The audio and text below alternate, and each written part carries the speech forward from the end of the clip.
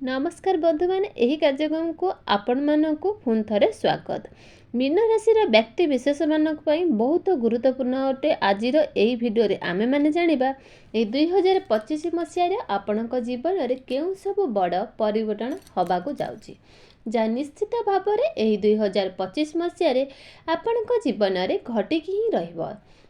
ग्रह मानक गोचर अनुसार आपण मानक जीवन में यही 2025 मसीह आपणकर बड़ 6टी घटना कौन घटवाक जाउछि।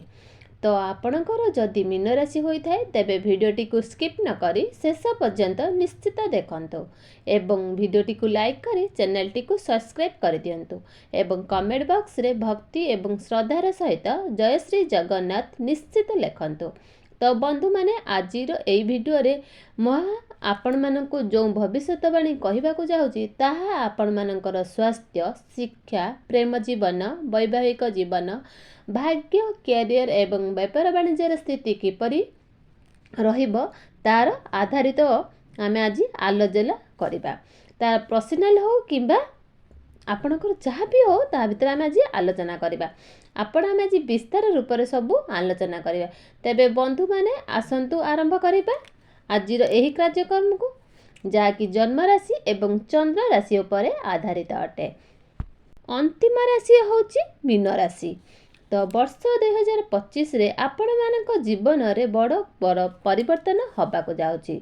तो आपणकर बड़ राशिर अधिपति बृहस्पति आपणक तृतीय भावर चतुर्थ भाव को चलन करिवे।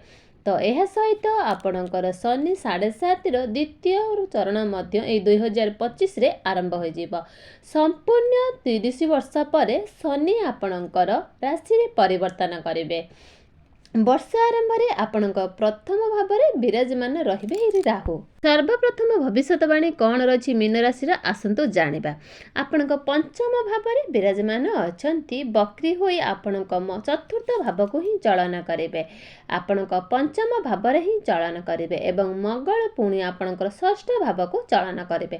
तो बंधु माने मे मास पूर्व आपणकर से इलेक्ट्रिक जिनिस कौन लुहा जनित जिनिस आपण कौन मेसीन प्रॉपर्टी रिलेटिव जिनिस आपण किना किनी करि पारंती।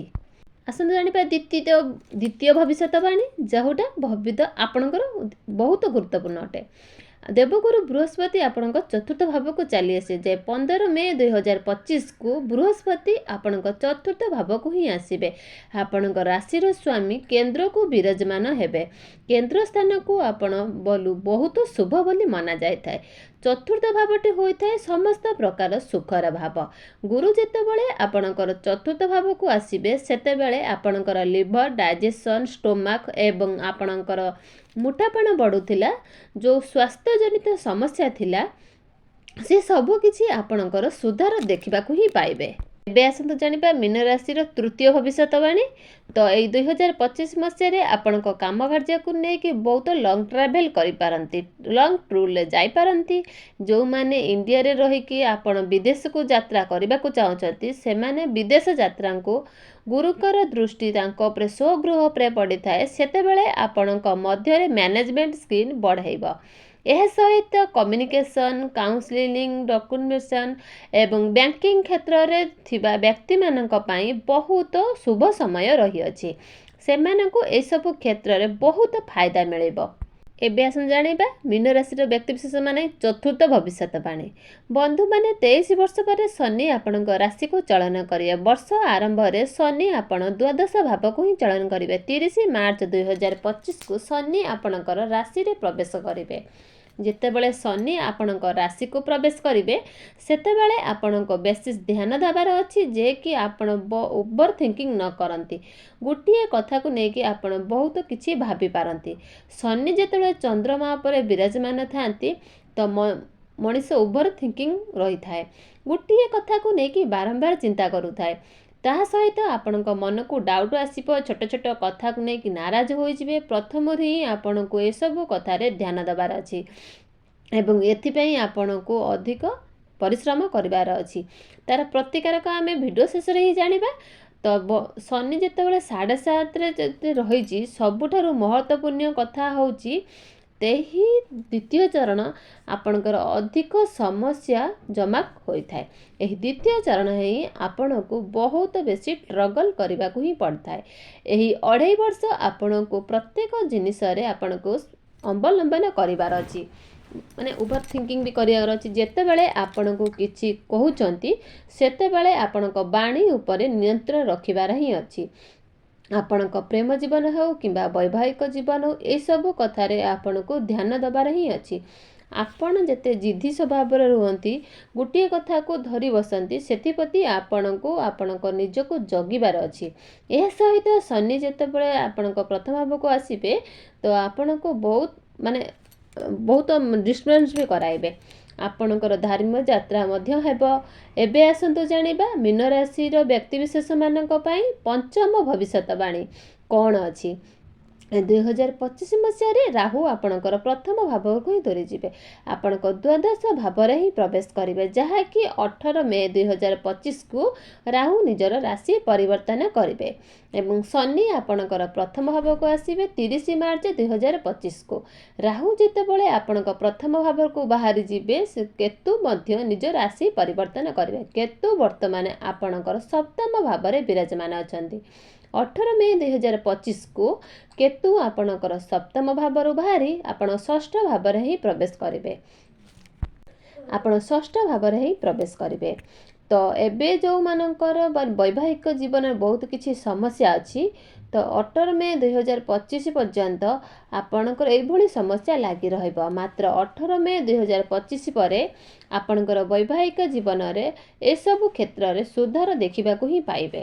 ଆପଣଙ୍କ ବୈବାହିକ ଜୀବନରେ ଯାହା ବି କିଛି ସମସ୍ୟା ଥିଲା ସେସବୁ ସମସ୍ୟା ସମାଧାନ ହୋଇଯିବ। ଆପଣଙ୍କ ମଧ୍ୟରେ ଅଣ୍ଡରଷ୍ଟାଣ୍ଡିଂ ମଧ୍ୟ ହେବ।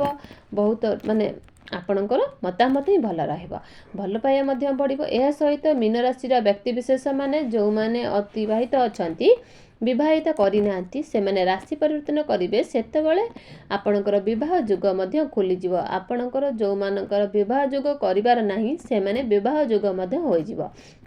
ଏବେ ଆସନ୍ତୁ ଜାଣିବା ମୀନ ରାଶିର ବ୍ୟକ୍ତିବିଶେଷମାନଙ୍କ ପାଇଁ ଷଷ୍ଠ ଅର୍ଥାତ୍ ଅନ୍ତିମ ଭବିଷ୍ୟତବାଣୀ କ'ଣ ଅଛି। ଏହି ବର୍ଷ 2025ରେ ଆପଣଙ୍କର ଦ୍ୱାଦଶ ଭାବରେ ଆକ୍ଟିଭ ହେବାକୁ ହିଁ ଯାଉଛି। ଏବେ MNC କମ୍ପାନୀରେ ଯେଉଁମାନେ ଜବ୍ କରିଛନ୍ତି ସେମାନଙ୍କର ଜବ୍ ବି ଆସିପାରେ। ଆପଣ ବିଜନେସ୍ ଯଦି କରୁଛନ୍ତି, କିଛି ନା କିଛି ଚେଞ୍ଜ ମଧ୍ୟ ଦେଖିପାରନ୍ତି। ରାହୁ ଆପଣଙ୍କର ଦ୍ୱାଦଶ ଭାବକୁ ହିଁ ପ୍ରବେଶ କରିବେ। ରାହୁ ହେଉଛନ୍ତି ବୈଦ୍ୟୁତିକ କାରକ ଗ୍ରହ। ଯେଉଁମାନେ ବିଦେଶ ଯାତ୍ରା କରିବାକୁ ଚାହୁଁଥିଲେ ଆପଣ ବିଦେଶ ଯାତ୍ରା କରିପାରିବେ। ଯେଉଁମାନେ ବିଦେଶରେ ରହୁଛନ୍ତି ସେମାନଙ୍କ ପାଇଁ ମଧ୍ୟ କିଛି ପଜିଟିଭ୍ ଚେଞ୍ଜ ହେବ। କୌଣସି ବିଦେଶରୁ ଅର୍ଥ ମଧ୍ୟ ଧନ ରୋଜଗାର କରିପାରନ୍ତି। ଏହି ବର୍ଷ ଆପଣଙ୍କର ଆର୍ଥିକ ଉନ୍ନତି ହେବ, ଆପଣଙ୍କ ଆୟ ବଢ଼ିବ ଏବଂ ଆୟ ବଢ଼ିବା ସହିତ ଆପଣଙ୍କର ଅଯଥା ଖର୍ଚ୍ଚ ମଧ୍ୟ ବଢ଼ିବ। ଏବେ ଖର୍ଚ୍ଚ କରିବେ, ତାହା କୌଣସି ଅଯଥା ଖର୍ଚ୍ଚ ହେବ ନାହିଁ। କୌଣସି ଭଲ ଜିନିଷରେ ହିଁ ଆପଣ ଖର୍ଚ୍ଚ କରିବେ। ତ ଆପଣଙ୍କୁ ଏତିକି କଥାରେ ଧ୍ୟାନ ଦେବାର ଅଛି, ଯେହେତୁ ରାଶିରେ ଶନି 7.5 ତୃତୀୟ ଚରଣ ଆରମ୍ଭ ହୋଇଯିବ, ସେତେବେଳେ ଆପଣ ଓଭର ଥିଙ୍କିଂ ଠାରୁ ଦୂରେଇ ଯିବେ। ନିଜର ବାଣୀ ଉପରେ ନିୟନ୍ତ୍ରଣ ରକ୍ଷା କରନ୍ତୁ। ଏବେ ଆସନ୍ତୁ କିଛି ପ୍ରତିକାରକ ବିଷୟରେ ଜାଣିବା। ଯେଉଁ ପ୍ରତିକାରକ କରିବା ଦ୍ୱାରା ଏହି ବର୍ଷରେ ଆସୁଥିବା ଅଶୁଭତ ଆପଣଙ୍କର ଖଣ୍ଡନ ହୋଇପାରିବ ଏବଂ ଆପଣଙ୍କୁ ଅଧିକ ଶୁଭତ୍ୱ ପ୍ରାପ୍ତି ହେବ। ତେବେ ଆପଣ ପ୍ରତ୍ୟେକ ଦିନ ସୂର୍ଯ୍ୟ ଅସ୍ତ ପରେ ଶନିଙ୍କର ବୀଜ ମନ୍ତ୍ର 108 ଥର ଜପ କରନ୍ତୁ। ଏହା ସହିତ ପ୍ରତ୍ୟେକ ଦିନ ହନୁମାନ ଚାଳିଶା ମଧ୍ୟ ପାଠ କରନ୍ତୁ ଏବଂ ପ୍ରତ୍ୟେକ ଦିନ ଉଦିତ ସୂର୍ଯ୍ୟଙ୍କୁ ତମ୍ବା ପାତ୍ରରେ ଜଳାଘିଅ ଅର୍ପଣ କରନ୍ତୁ। ଏହା ବ୍ୟତୀତ ଆପଣ ଗୁରୁଙ୍କର ବୀଜ ମନ୍ତ୍ର 108 ଥର ଜପ କରନ୍ତୁ ଏବଂ କିଛି ବିଷ୍ଣୁଙ୍କର ସହସ୍ର ନାମ ପାଠ କରନ୍ତୁ। ନିଶ୍ଚିତ ଭାବରେ ଆପଣଙ୍କର ସମସ୍ତ ଭବିଷ୍ୟତ ଖଣ୍ଡନ ହୋଇ ଆପଣଙ୍କୁ ଶୁଭତ୍ୱ ପ୍ରାପ୍ତି ହେବ, ଆପଣଙ୍କ ଭାଗ୍ୟରେ ଉନ୍ନତି ଆସିବ। ତ ବନ୍ଧୁମାନେ, ଏହି ବର୍ଷଟି ଶୁଭମୟ ହେଉ ଏବଂ ମଙ୍ଗଳମୟ ହେଉ, ଏହା ହିଁ ଈଶ୍ୱରଙ୍କ ନିକଟରେ ଆମର ପ୍ରାର୍ଥନା। ତେବେ ଦର୍ଶକ ବନ୍ଧୁ, ମୋର ଭିଡ଼ିଓଟି ଯଦି ଆପଣମାନଙ୍କୁ ପସନ୍ଦ ଆସେ ନିଶ୍ଚିତ ଲାଇକ୍, ସେୟାର, କମେଣ୍ଟ କରିବାକୁ ଜମାରୁ ବି ଭୁଲିବେନି। କମେଣ୍ଟ ବକ୍ସରେ ଜୟ ଜଗନ୍ନାଥ ଭକ୍ତି ଏବଂ ଶ୍ରଦ୍ଧା ସହିତ ଲେଖନ୍ତୁ। ଯଦି ଆପଣମାନଙ୍କୁ ମୋର ଭିଡ଼ିଓଟି ପସନ୍ଦ ଆସିଛି, ନିଶ୍ଚୟ ଆପଣଙ୍କର ସାଙ୍ଗସାଥି ମଧ୍ୟ ସେୟାର କରିପାରନ୍ତି। ତେବେ ଦର୍ଶକ ବନ୍ଧୁ ଆପଣଙ୍କୁ ଯଦି ମୋ ଭିଡ଼ିଓଟି ପସନ୍ଦ ଆସିଛି ନିଶ୍ଚିତ ଭାବରେ ଲାଇକ୍ ସେୟାର ତ କରିବେ, ପାଖରେ ଆସୁଥିବା ବେଲ୍ ଆଇକନ୍କୁ ମଧ୍ୟ ପ୍ରେସ୍ କରନ୍ତୁ, ଯାହାଦ୍ୱାରା ମୋର ନୂଆ ନୂଆ ନୋଟିଫିକେସନ୍ ଆପଣଙ୍କ ପାଖରେ ଯାଇ ଜଲ୍ଦି ପହଞ୍ଚି ପାରିବ। ତେବେ ଦର୍ଶକ ବନ୍ଧୁ ଭିଡ଼ିଓଟି ଏଇଠି ସମାପ୍ତ କରୁଛି, ପୁଣି ଦେଖାଯିବ ଆଗାମୀ ଏକ ନୂଆ ସୁନ୍ଦର ଭିଡ଼ିଓରେ। ରହିଲି ଦର୍ଶକ ବନ୍ଧୁ, ଜୟ ଜଗନ୍ନାଥ।